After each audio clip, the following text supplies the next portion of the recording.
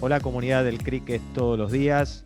Bueno, tenemos una deuda pendiente, tenemos una segunda parte de nuestro taller que se inició hace tan solo una semanita.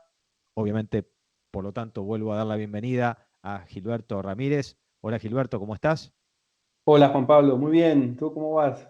Bien, súper bien. Gracias por Bueno, dedicar este tiempo. Gracias además por hacerlo con esta forma tan pausada y elegante que tienes de transmitir conocimiento. Gracias en serio.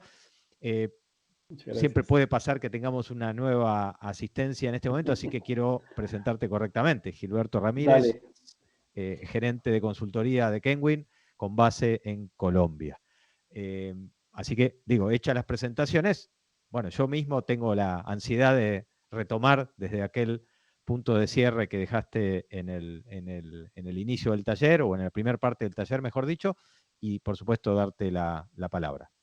bien, bien, gracias Juan Pablo. Y bueno, la segunda parte, que espero que en estos días los que vieron la primera hayan repasado, hayan pensado, se hayan quedado con ideas en la cabeza y bueno, ya hayan establecido algunas estrategias. Así que bueno, empecemos la segunda parte entonces. Bueno, retomemos nuestra segunda parte. Y vamos a empezar por el tercer obstáculo o el tercer desafío que tenemos para la gestión de la CX de manera integral y para empezar a dinamizar la métrica y ganar obviamente mejor ahí. Ya después vamos a ver finalmente, bueno, para qué o con qué propósito buscamos todo esto de aumentar la CX.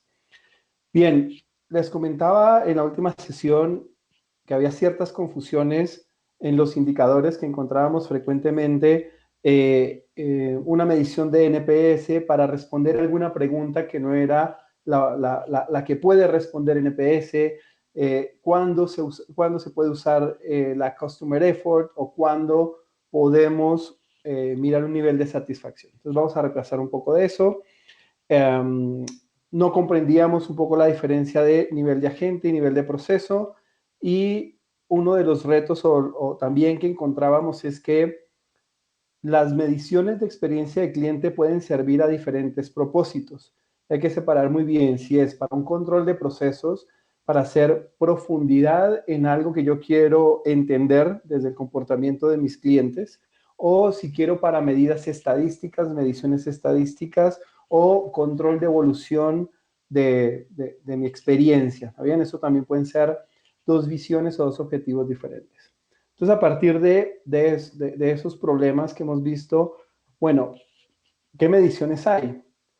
Hay varias, y como veíamos un par de capítulos anteriores, entre más métricas que sean fáciles de sacar, de entender, sumar, mejor. O sea, yo les decía, no sobra tener métricas para entender qué pasa con mi usuario, con mi cliente, qué pasa con la experiencia de él. Entonces, algunas Customer Effort, que es, digamos, preguntar qué tan fácil o qué tan sencillo fue contratar un servicio, resolver un problema, y se alinea obviamente mucho con el tema de esfuerzo. ¿Por qué este tema de esfuerzo? Porque hemos visto que está directamente proporcional con tener una buena experiencia. O sea, entre más difícil se me haga algo, posiblemente más insatisfecho voy a estar. Si tengo que buscar permanentemente por diferentes canales, volver al canal, o en un tema de audio respuesta, volver al piso anterior, a las opciones anteriores, en recorrer muchas opciones, al final no va a ser una buena experiencia. Entonces, una de las recomendadas es Customer Effort. Segundo, Customer Satisfaction, que es básicamente una escala, la escala Likert, que es de 1 a 5 con un 3 neutral, donde 1 es una mala calificación y 5 es altamente satisfecho o muy satisfecho. Lifetime Value, que va asociado a ingresos que nos puede generar ese cliente. Y aquí empiezo a responder una de las preguntas que les dije antes, bueno, ¿para qué?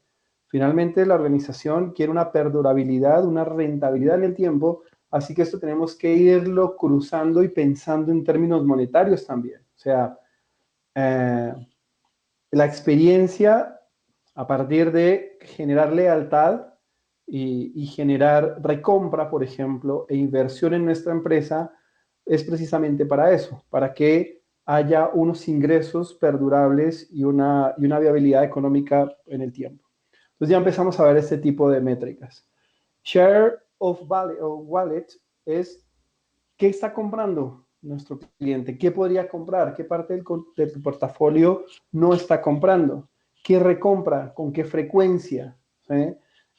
Si ya tiene un pedido preestablecido, por ejemplo, y entender de su dinero que puede gastar en telecomunicaciones, en medicina, en entretenimiento, bien, cuánto está invirtiendo en nosotros y en nuestra empresa. Y también antes que hemos hablado bastante de él, el NPS, que es el índice o Net Promote Score, que es asociado a la recomendación, ¿sí? Recomendación entendido como si yo recomiendo algo es porque va a ser leal y cuando esté en una situación seguramente va a ser una recompra o una fidelización a esa marca o producto. Y bien, ¿para qué lo usamos o cómo enfocamos cada uno de ellos?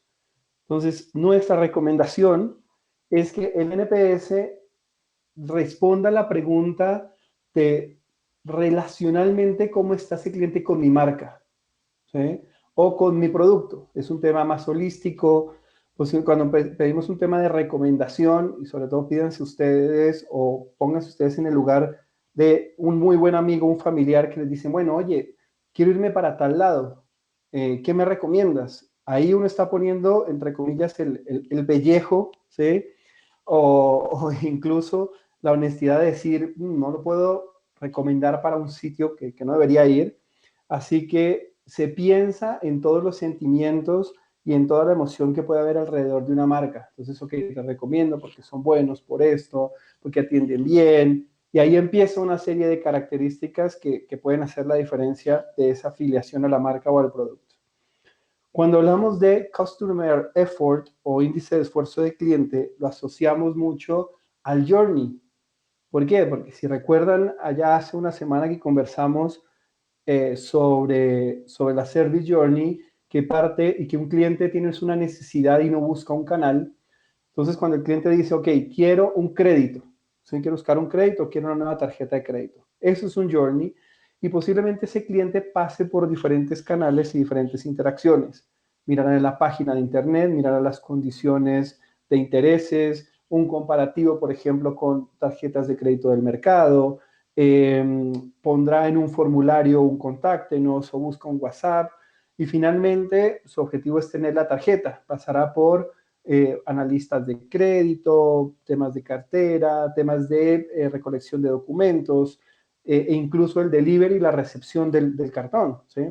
Por eso incluso se habla ya de temas virtuales de tarjetas de crédito. Entonces, para facilitar precisamente eso, la necesidad es, quiero una tarjeta de crédito. Bien, el Customer Effort va enfocado a eso. ¿Qué tan fácil fue hacerlo? ¿Qué tan fácil fue cumplir esa necesidad que se planteó incluso antes de pensar por qué canal?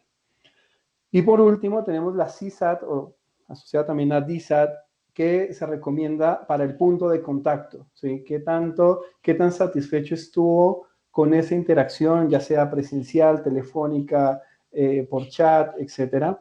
Pero está asociado más al canal para ver cómo fue atendido, cómo fue en ese punto de verdad del cliente, cuál fue su nivel de satisfacción. Entonces, esto es lo que recomendamos. Fíjense que aquí no es que si uso una, no uso otra. Responde diferentes preguntas.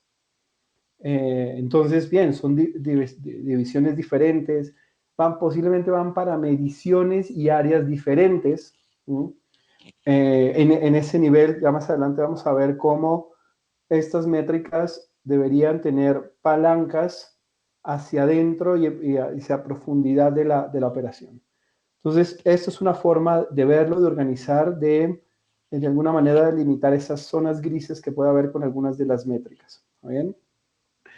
Tienen escalas diferentes. Otra cosa que vemos es que ponen una escala equivocada en una de las métricas. Entonces, cada una tiene su escala, tendrá su benchmark y tendrá su interpretación y sus ventajas y desventajas de las mediciones. Bien, ¿cómo se resuelve esto? precisamente lo que conversábamos ahora, conocer las diferentes métricas que pueden estar involucradas en la CX e incluirlas en un enfoque abarcativo. La semana pasada les decía, tenemos que tener como un enfoque, como una estrategia de recolección y visión de la CX 360 grados, con la mayor cantidad de información relevante. Bien, eso es parte de un enfoque precisamente. Entonces formará seguramente parte de esa estrategia que permita una sinergia, ¿sí? Y una armonía entre las diferentes métricas. Identificar la población que conforma el atributo o lo que estamos analizando y la gestión de la base de la comprensión. ¿Esto por qué es? Porque algunas veces, por ejemplo, métricas de NPS pueden tener muchos responsables, ¿sí? Métricas de CSAT podría estar más relacionado con tema de canales, ¿sí?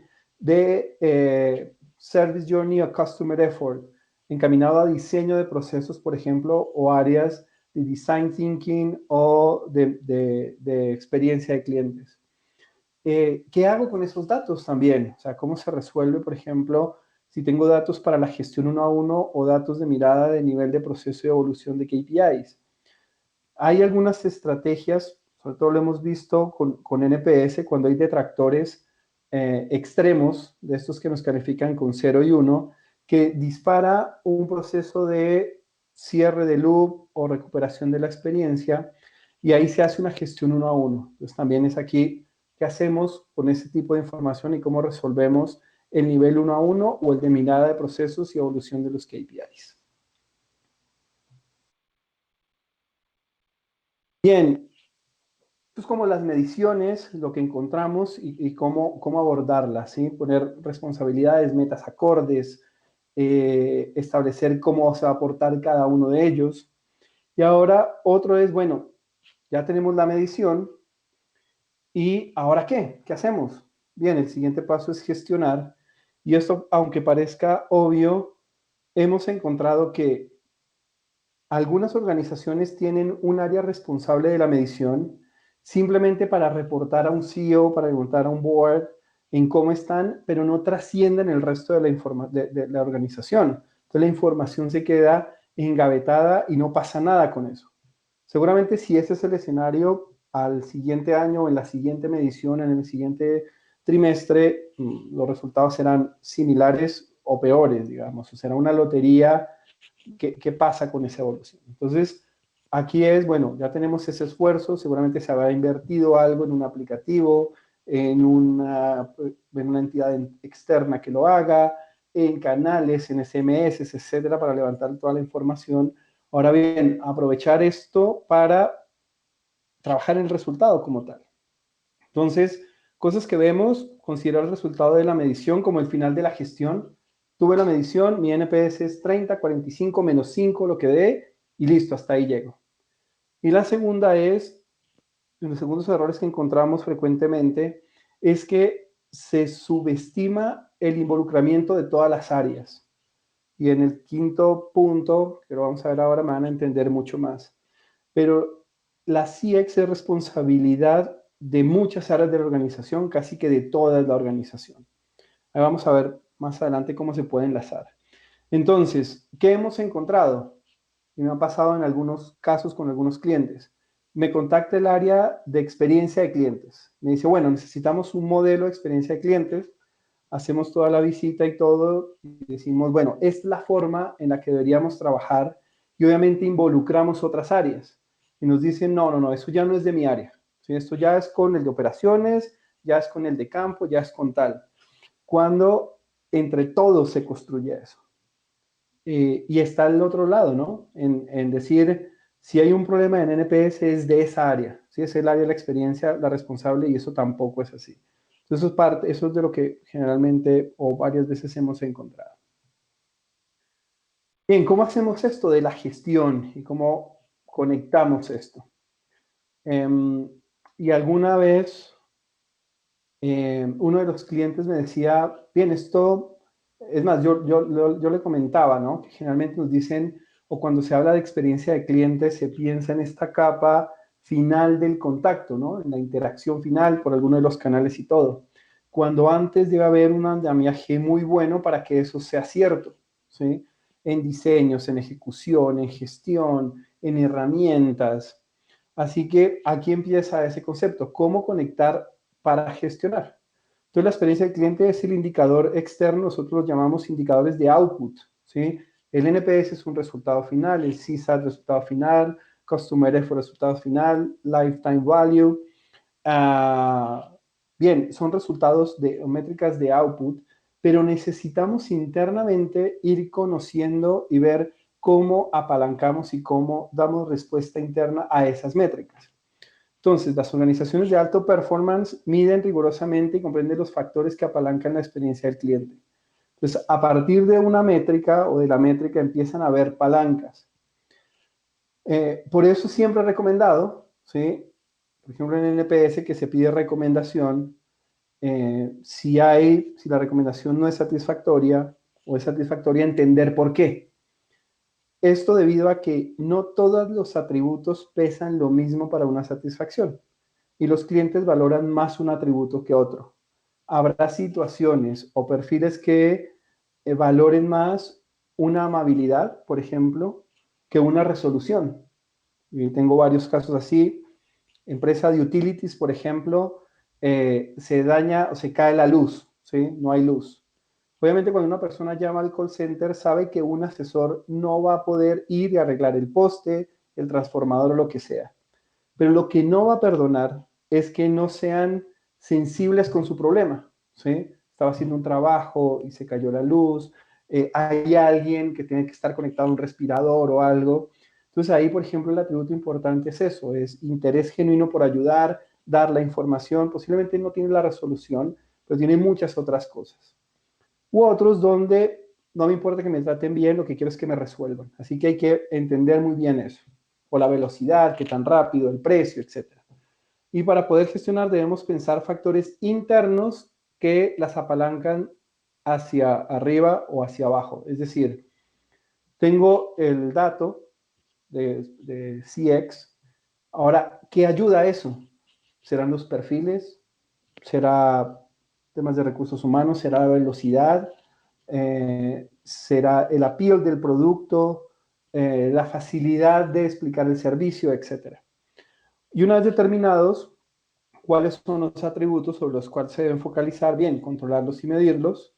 Y tener en cuenta que la experiencia es una métrica externa y no podemos mejorarla solo viendo la capa final, ¿sí? O sea, mejora el NPS solo viendo el NPS, es imposible. Mejora la satisfacción solo viendo el top to box o el bottom box.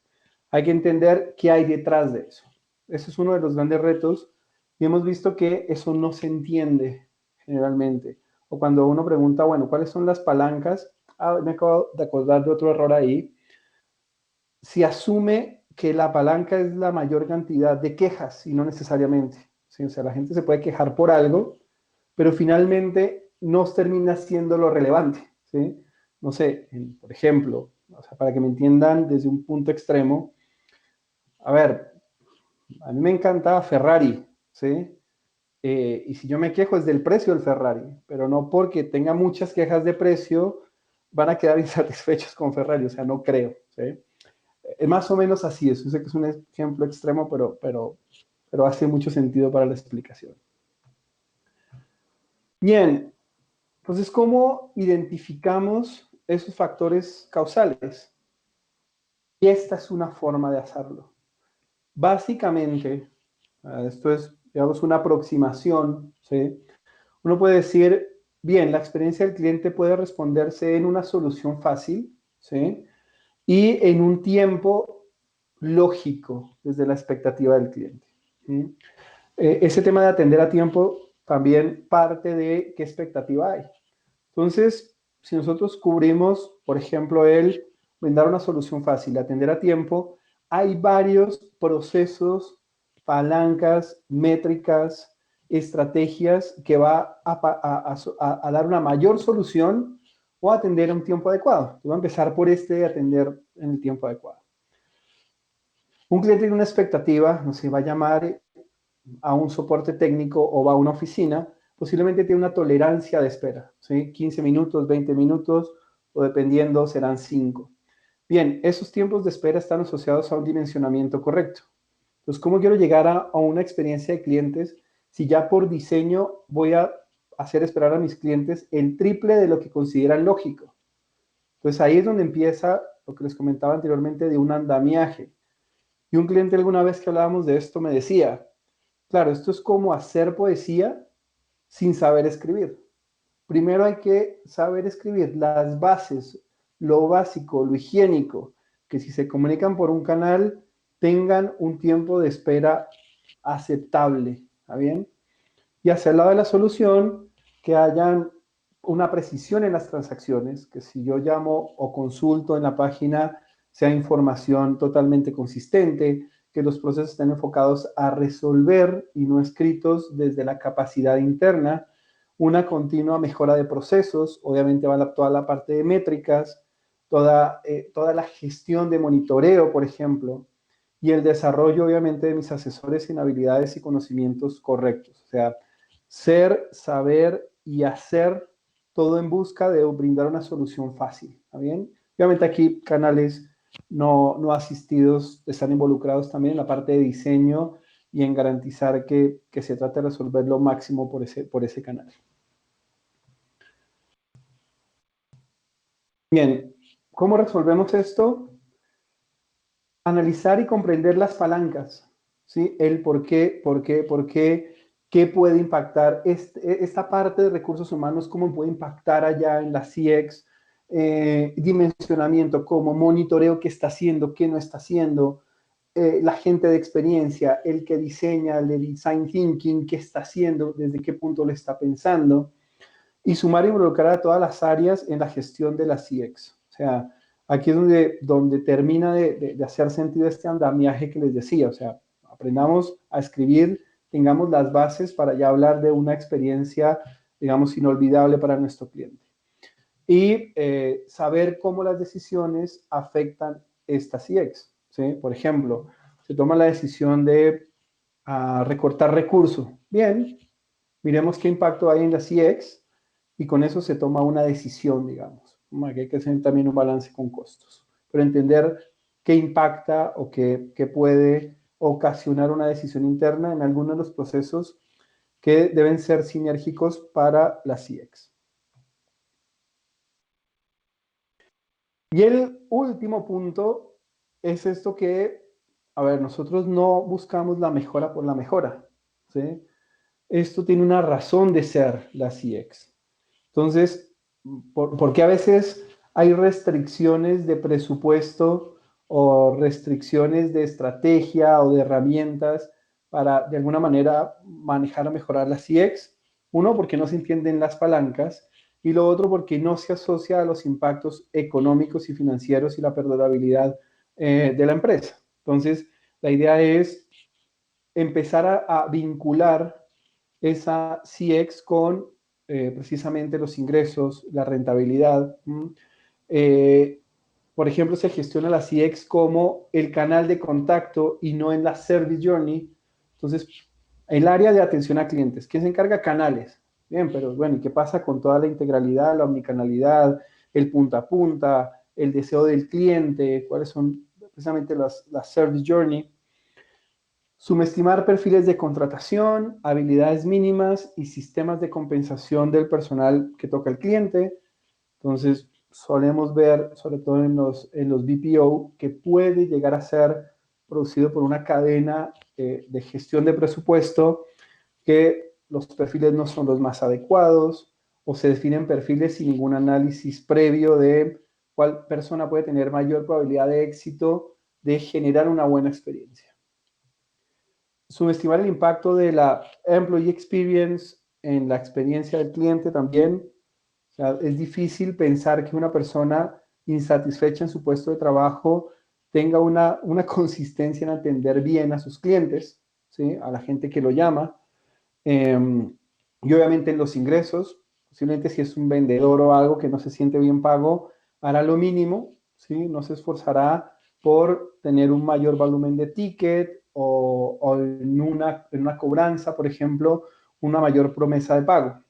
Entonces ahí la idea es ir enlazando estas métricas con temas monetarios, ¿está bien? Obviamente ahí se empieza a hablar del Return of Experience.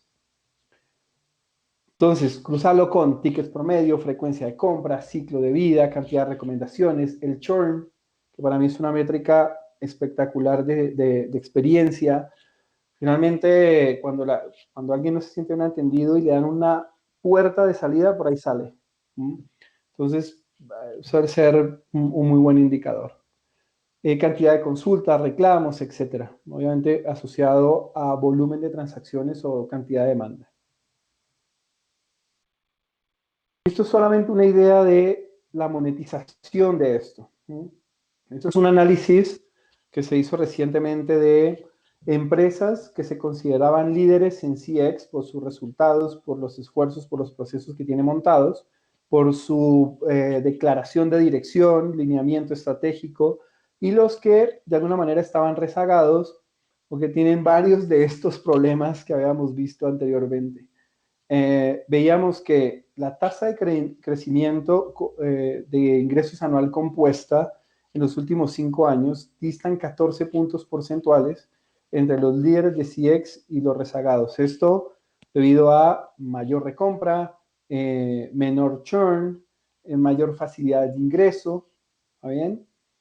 Y aquí al lado hay un gráfico bastante interesante que empieza como con tratando de responder esa pregunta, ¿cómo monetizo esto? Entonces aquí está, por ejemplo, un cruce de Customer Effort, donde 0 es lo más simple, lo más sencillo, y esta escala puede llegar hasta 7. Entonces donde vemos el 4 más es que tuvo mayor esfuerzo, ¿sí? Y aquí hicieron un cruce entre la satisfacción general, ¿sí? Y el churn a 30 días, o sea, posiblemente en temas primarios de venta o de la primera resolución de problemas que tuviera un producto o servicio.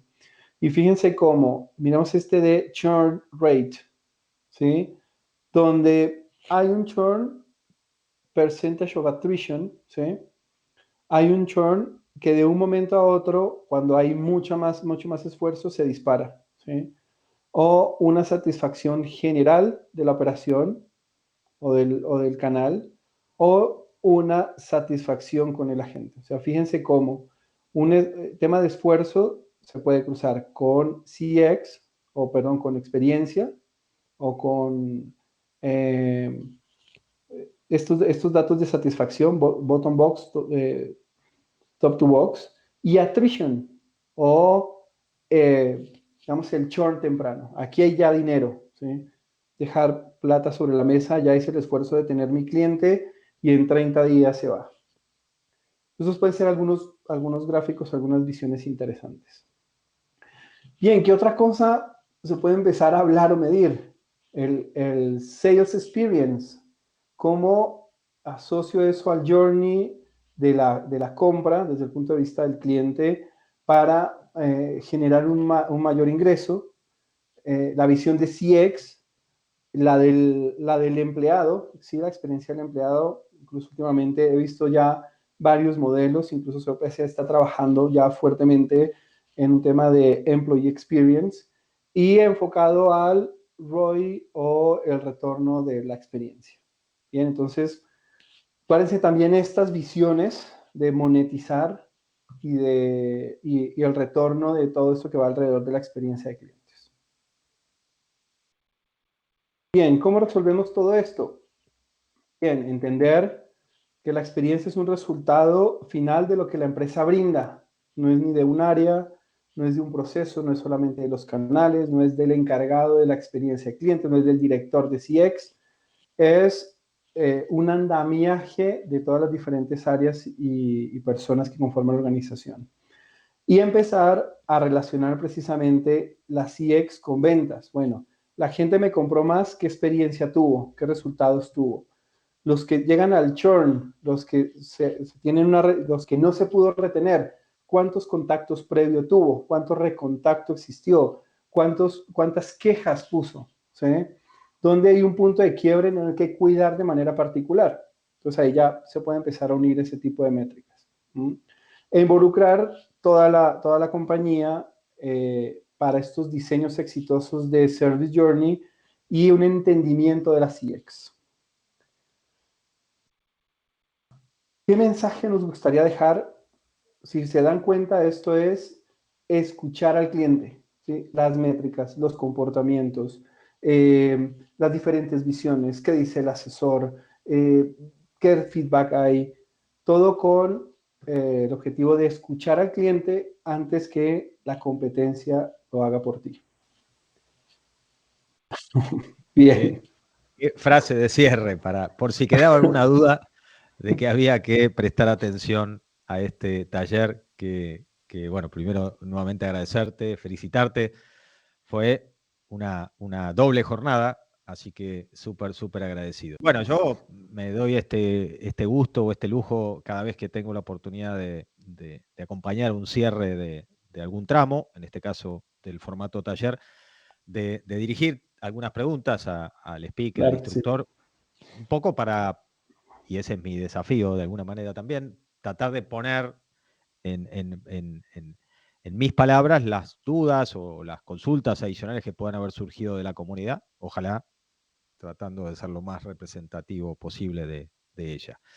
Entonces, de vuelta, fue súper claro, utilizaste obviamente también alguna terminología técnica o de lead, pero siempre con el cuidado de explicarla, así que en ese sentido no creo que haya que hacer ningún tipo de traducción ni aclaración. Ahora, hay una primera pregunta que no la quiero afirmar, la quiero preguntar para que seas tú en todo caso el que lo afirme. En ningún momento, de ninguna de las dos partes del taller, te referiste específicamente ni a un tamaño de empresa ni a una industria en particular. Esto es porque es para todos, ¿correcto? De acuerdo. Esto es los que quieren perdurar en el mercado, en la industria. Finalmente, la razón de existir de la empresa son los clientes. O sea, si no vendemos, si no generamos ingresos, si no resolvemos problemas a la gente, o sea, las empresas están para resolver al público lo que necesiten. Necesitan comprar algo, viajar, darse un lujo. Y obviamente, no importa el tamaño, están para eso. Entonces, involucra a cualquiera. Además, tu comentario me parece muy bueno porque algunas veces nos dicen, uy, pero yo no tengo el sistema ultra guau que me hace eso. Hemos visto experiencias maravillosas con un Excel básico. Así que tampoco va asociado a tamaño de la billetera tampoco. Bien, bueno, ahí me ganaste a una siguiente pregunta que tenía que ver con el tamaño de la billetera. Yo le iba a decir budget para quedar mejor, como más sofisticado, pero es mucho más claro hablar del tamaño de la billetera. La otra pregunta era justamente eso, para que nos confirmes, en todo caso, si estamos hablando de algo absoluta parecido a viajar a la Luna o si estamos hablando, como me parece que en el segundo tramo de esta segunda parte lo fuiste resolviendo y relacionándolo muy bien con el negocio, ¿no? Que era tu invitación, pero va, de vuelta, para que en todo caso tú lo confirmes. ¿Es para todos los presupuestos? Sí, seguro, es para todos los presupuestos. Obviamente habrá cosas básicas para tener, ¿sí? Pero por ahí no pasa la diferencia. O sea, hemos visto empresas con mucho poder, con muy malos resultados de satisfacción, con un short prácticamente incontrolable y otras muy similares en que los clientes migran masivamente allá porque se entienden mejor, están mejores atendidos. E incluso los clientes, sabiendo que pueden pagar más, se han ido a esas empresas. Dicen, bueno, pago 5 o 10% más, no sé, pero estoy tranquilo. ¿Sí? Y aquí nuevamente, por ahí lo que hablamos de Maslow, no sé si recuerdas de una tranquilidad. O sea, la gente quiere seguridad, tranquilidad y pagar por eso, digamos, lo que considere justo. Totalmente. Aclarado que es para todos los presupuestos, aclarado antes que es para todo tipo y tamaño de empresa o de negocio. La pregunta que tengo es, ¿quién sería o quién es, obviamente ahí sí debe depender mucho de los tamaños de organizaciones, pero quién dirías tú es el perfil, es el puesto, es el área que mejor podría liderar este tipo de iniciativas? Suponiendo que le estás hablando a una mayoría de empresas que todavía no han profundizado, no han iniciado este camino de manera sistemática. Wow, la pregunta está compleja. Ahí hablamos de temas de estructura. Para mí tiene que partir, no sé si es de un área, o es de una filosofía y un estilo de vida. O sea, si la alta dirección no respira un tema de experiencia, es muy difícil que trascienda al resto. Así tengas una o dos áreas responsables. ¿En qué trasciende eso? Incluso en el trato, en la forma de bajar la información. Por eso es importante también el employee experience, porque las organizaciones más que áreas, yo creo que es una filosofía. Si la filosofía está, por ahí puedes tener un líder de proyecto, un grupo interdisciplinario que se encargue de terminar de aterrizar eso. Pues yo generalmente lo vería en una sola área. Si puedes tener como una cabeza líder de un equipo, ¿sí? Ujú. Pero para mí sin duda lo mejor es un equipo interdisciplinario que a partir de una filosofía y cultura de experiencia trascienda todas las áreas de la organización. O sea, ¿cómo dejas, por ejemplo, a alguien de campo, de field? ¿Sí? Tenemos un cliente, por ejemplo, una cablera en Centroamérica. Yo no puedo dejar por fuera gente de campo, digamos, porque Ujú. es el journey completo. Debería Muy bien. formar parte también de esa mesa de trabajo. Tal cual. Probablemente en ese ejemplo que diste sea la única persona con la que ese cliente se habrá contactado alguna vez de manera Claro, física, sí, sí. por lo cual es un muy buen caso, un muy buen ejemplo, tal cual. Ujú. Eh, en un momento hiciste una referencia a tecnología, poniendo en el extremo que desde una planilla de cálculo se puede apoyar parte de, o alguno de estos procesos que también describiste en la primera y segunda parte del taller. Ahora, y buscando, como lo venimos haciendo siempre en este ciclo, de no exagerar, pero por otro lado sí advertir y aclarar de la importancia del soporte tecnológico, ¿qué grado o qué grado de importancia le das a la tecnología en este gran proceso de la experiencia del cliente? Sin duda es uno de los pilares y las verticales, ¿sí? Que no necesariamente la tecnología más cara es la más requerida o necesaria para una empresa. Bueno, o sea, no partiendo de la más cara. Pero finalmente la tecnología nos ayuda muchísimo para facilitar los procesos, ¿sí? El tema de establecer los canales, pero que sea una tecnología que apalanque y nos ayude en el modelo, ¿sí? No que sea al revés, que una empresa se adapte a cómo está la tecnología, sino que la tecnología de alguna manera facilite o permita fluir esos diseños de proceso. Pero sí, sin duda es importantísimo. Ok. Y como última pregunta, porque mereces tu descanso, sin duda, además de que queda abierta la invitación a nuestra comunidad de que interactúe contigo particularmente, con tu empresa, siendo de Mm. hecho, como dije antes, y les agradecí el apoyo de siempre de Kenwin a nuestras iniciativas. Como última pregunta, en esta pandemia interminable, ¿no? Que la verdad que es impresionante y en todo caso también muestra que nuestro sector, bueno, se fortalece, se Mm. jerarquiza, pelea y bueno, hace poquito justo presentamos en este ciclo un panel de salud en donde nos dimos el gusto de invitar nada más y nada menos que a los que están operando justo en el peor Wow, ámbito o en el peor ecosistema en cuanto tal a cual. la relación y a la cercanía con la pandemia. Pero bueno, habiendo hecho esta mini catarsis y homenajeando de paso a esa industria de la salud, te pregunto tu opinión, tu piel te dice que esta pandemia ha fortalecido, ha acelerado, ya lo sabemos, pero digo, ha sido un motor positivo, o sea, estamos más cerca en Latinoamérica de mejor gestionar la experiencia, conocer y gestionar la experiencia de los clientes de nuestras marcas. ¿No tienes esa lectura? ¿Cuál es tu visión? Bueno, voy a parar en dos puntos de vista. ¿Está bien? ¿Por qué? Porque recientemente con alguna de las asociaciones de acá de Colombia me compartieron algunos datos de precisamente de experiencia antes de pandemia, del sector completo, antes de pandemia y después de, o durante pandemia. Y todos los indicadores de satisfacción bajaron. Sí, o sea, ¿por qué? Porque la gente se volvió más exigente con temas básicos, ¿sí? Ujú. Contéstame, atiéndeme, dame información. Entonces, si bien por ahí en temas de satisfacción no creo que no hayamos salido avante, Ujú. En la industria. Para mí, en que la gente cayera en cuenta nuevamente de lo básico, ¿sí? De resolver preguntas simples, de no montar un canal por montarlo. Para mí eso sí es una fortaleza, ¿sí?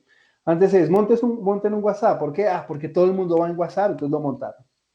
Con esta pandemia, cuando lo montaron, se metieron en un lío, Ujú. porque no sabían cómo gestionarlo.